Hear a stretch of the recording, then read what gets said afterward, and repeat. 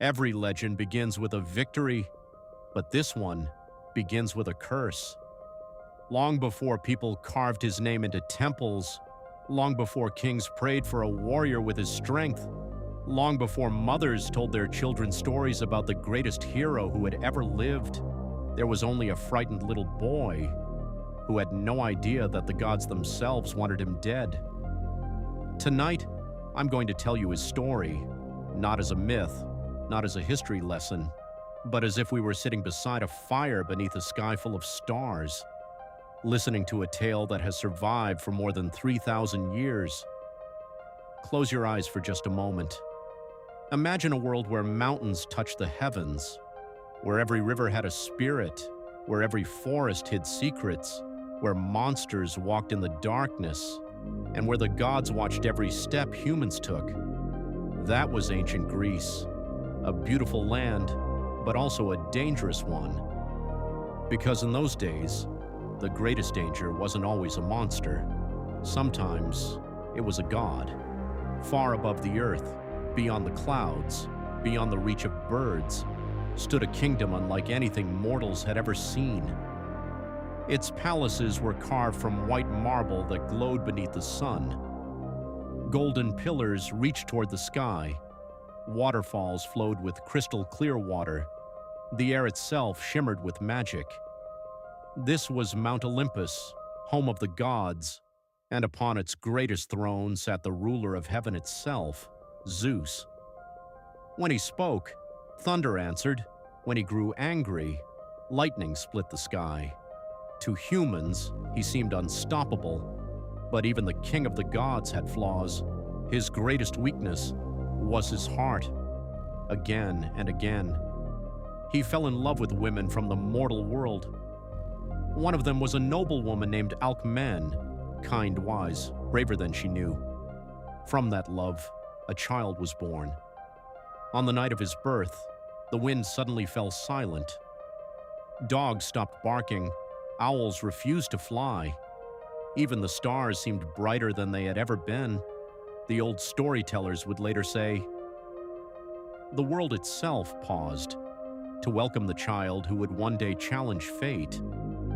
His name was Hercules, though history would remember him by another name, Hercules.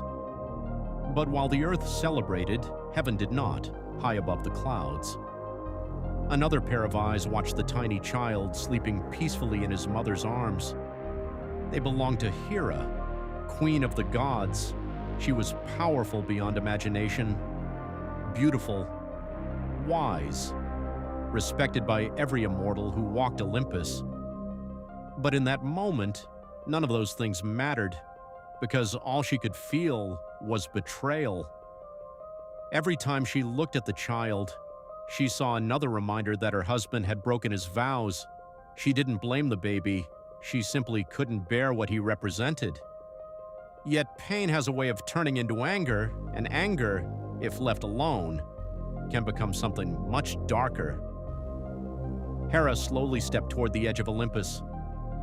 Far below, the tiny home where the child slept was barely visible. She stared at it for a long time. "So," she whispered, "this is the child they call chosen." The wind carried her words into the night. "Then let destiny save him." "Because I won't." And with those quiet words, the greatest rivalry in Greek mythology began. Days became months. Months became years. Little Hercules grew faster than any other child in the village. His laugh echoed through the hills.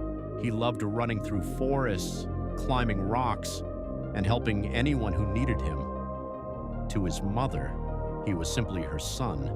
To the villagers, he was the happiest child they had ever known. No one realized that every smile he shared was another reason for Hera to hate him. Then, one moonlit night, everything changed.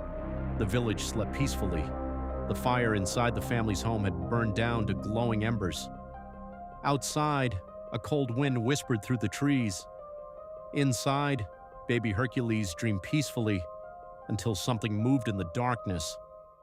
At first, only a faint scratching sound, then another, A shadow slid beneath the doorway, long, thin, silent. Then a second shadow joined it. Two enormous serpents. Their scales gleamed like polished emeralds. Their yellow eyes reflected the moonlight. They had not wandered into the house by accident. They had been sent. Slowly, they crossed the stone floor. Not a single sound escaped them. Closer, closer, until they reached the wooden cradle. One serpent lifted its head, its mouth opened. Two long fangs caught the silver light. Death hovered only inches away from the sleeping child. Then, the baby's eyes opened. For one heartbeat, the room was completely still. The serpent struck, but before its fangs could reach him, two tiny hands shot forward. One hand seized the first snake, the other caught the second. The serpents exploded into desperate movement, their massive bodies wrapped around the baby's arms. They hissed, twisted, fought with every ounce of strength they possessed, but the child never cried, he never screamed. Instead, his tiny fingers tightened, harder and harder. The hissing grew weaker, the struggle slowed, then silence. When his parents rushed into the room, they expected horror. Instead, they found their son sitting quietly in his cradle, holding two lifeless serpents as though they were nothing more than broken toys. No one spoke, no one moved, because in that single moment, everyone understood.